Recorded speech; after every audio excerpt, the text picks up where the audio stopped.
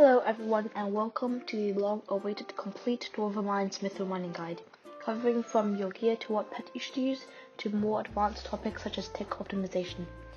Now, why should you trust this random YouTuber with not even 50 subs? Though I'm definitely not the #1 mithril miner and don't even have a max setup yet, I have a good bit more than 400 million mithril collection on my current profile, or top 40 on mithril collection leaderboards.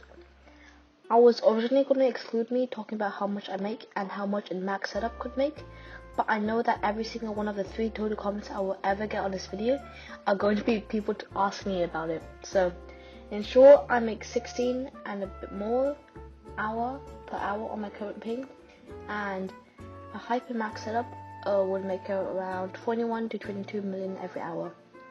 Despite 21 million an hour being not terrible at all, you often hear figures such as 33 mil or 37 mil or even 50 million an hour from gemstone mining. So if those are almost double as much money, why on earth would you ever mithril mine? Well, unlike gemstone mining and basically every other non-AFK money making method in the game, mithril mining requires little to no effort, while still being able to be done for long periods of time. It can be compared to sugarcane farming, where you still have to somewhat look at the screen, but everything can be done with one hand. A major difference being that mithril mining makes way more than farming could ever dream to be. There's also the added bonus of a decent sum of mining XP you get, while having nothing on crystal hollows mithril mining.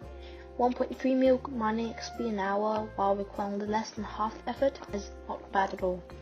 Especially when you realize the amount of money you get from titanium, and mithril is almost double the amount of coins from mithril crystal hollows gives.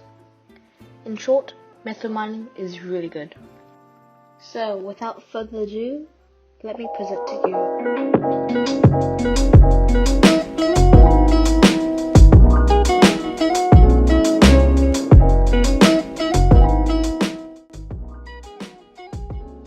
Unlike for literally anything else, Sora is actually not too far from Divin's armor for starting out mithril mining.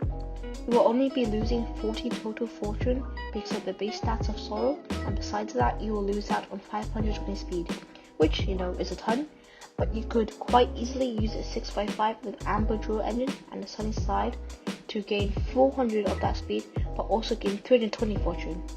To get this 320 fortune, you will need to also put another perfect jade in the last slot instead of a topaz, as every single bit of fortune does indeed count.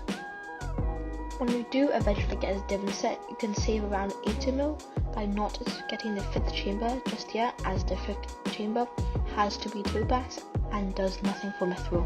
However, you should in fact put in the perfect ambers, as that will help you save a ton of gemstone powder from the levels in the mining speed 2 perk.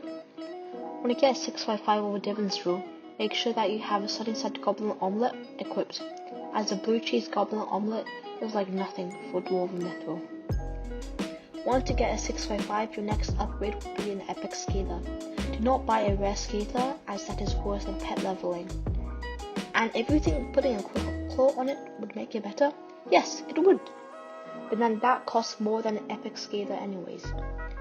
The reason for epic scaler being so good is that the wormhole perk that has been recently added to it from the legendary variant breaks titanium when you mine mithril blocks directly adjacent to the titanium blocks, improving the rates for about 15 to 20%. If you're not able to buy the epic scaler, you should level either the wooden skeleton pet or the bat pet, as those have the highest profit margins. Leveling other non-mining pets could work, but those are nowhere near as reliable as these two. Once you get an epic scaler, you should get a glistening and recombed ancient cloak, a glistening and recombed 10-star glowstone gauntlet with any epic rarity belt and necklace, of which both are glistening and recombed of course. Past getting these pieces of equipment, you should be getting a max artifact of power followed by a Divin scroll, as a Divin scroll gives you up to 110 more fortune and 255 more speed.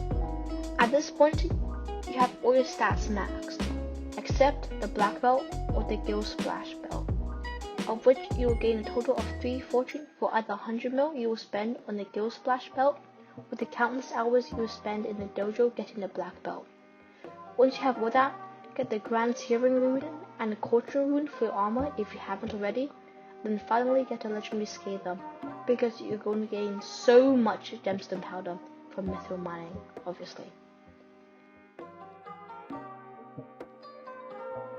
Unlike gemstone mining, where Heart of the Mountain gives you essentially just stat boost, Heart of the Mountain in mithril does a lot more, mainly through titanium, insanium, and efficient miner. And yes, you did hear me right, you do need titanium and insanium. For me personally, titanium makes 35% of my profit every hour on average if I include the chance for 5x titanium, or 30% if I don't. In the past, you had to choose between mining speed boost and skymore, with mining speed boost being better earlier on, and skymore being insane due to how much titanium it gets you. However, with the 0.15 update, you no longer have to choose, as they have buffed mithril mining by increasing the amount of tokens you get from Heart of the Mountain 7 from 2 to 3, allowing you to get both mining speed boost and skymore. As for Peak of the Mountain, you only need it at level 5, not 7, as the extra token is pretty much useless for money, allowing you to save quite a bit of powder grinding for the extra 2 levels. The updated tree contains the perks Mining Speed 1, Mining Fortune 1, Titanium Insanium, Mining Speed Boost, Daily Powder, Efficient Miner, Seasoned Mineman, Mining Madness, Skymore, Mole, Fortunate, Great Explorer, Professional, Lonesome Miner, Mining Speed 2, and Mining Fortune 2. If you did not catch all of that, the clip of me selecting the perks will be on screen right now.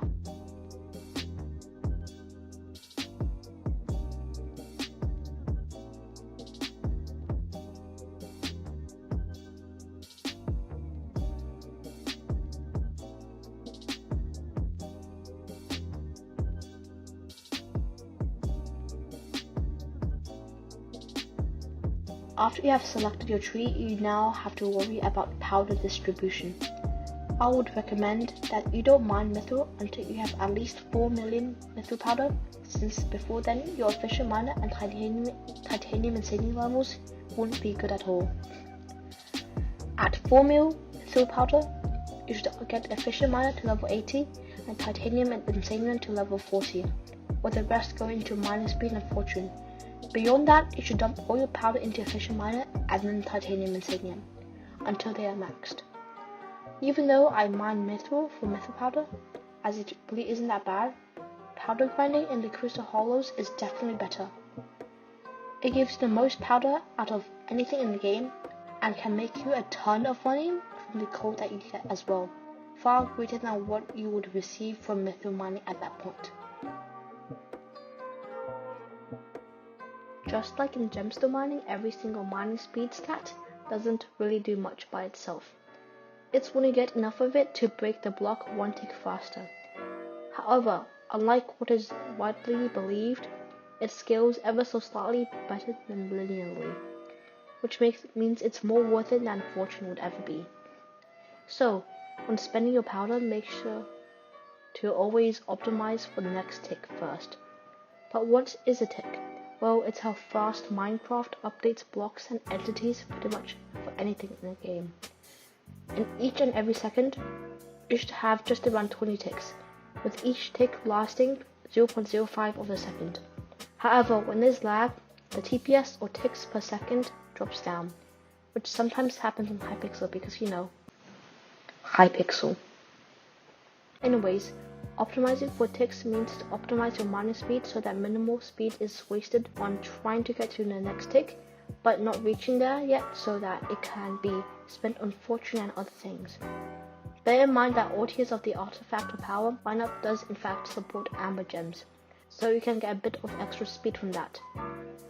And at the highest of mining speeds, aka going from 7 ticks on blue wool to 6 ticks on blue wool, is an increase of almost 17% to my profits.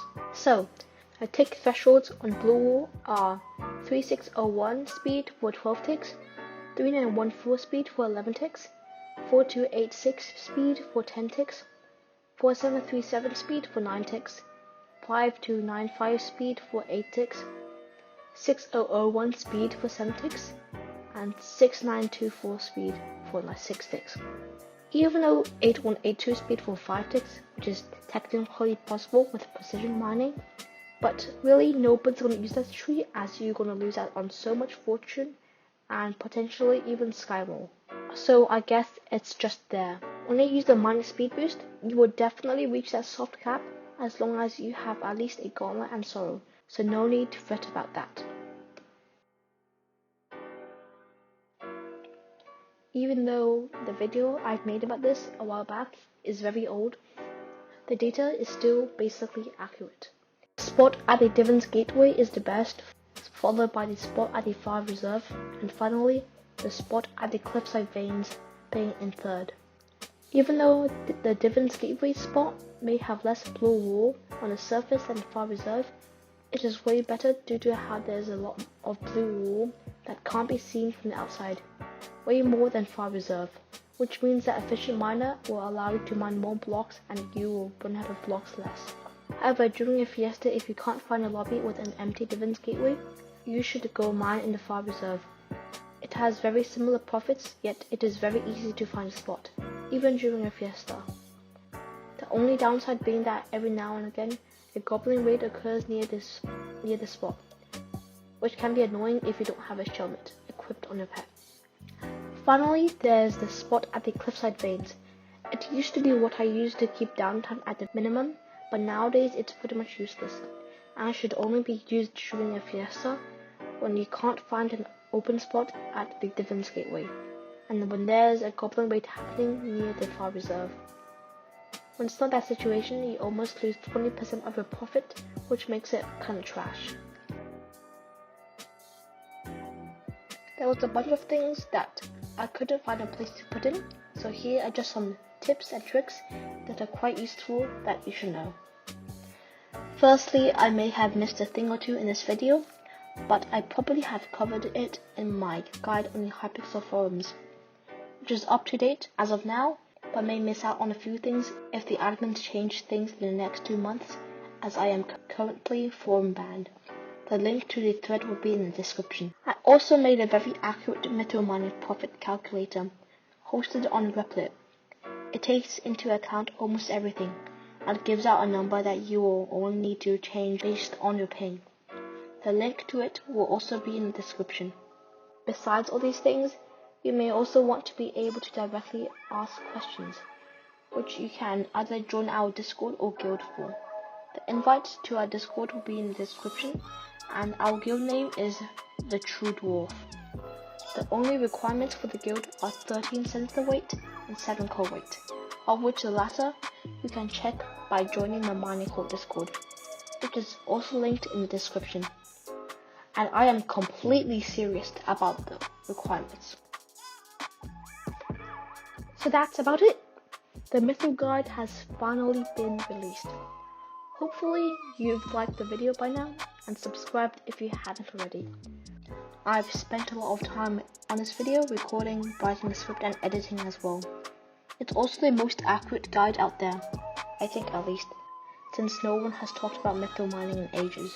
Plus, the forum version of this thing is actually condoned by the Mining Court Guild, and this video is based on that, so it should probably be accurate as well. Anyways, have a good day, and here comes the outro.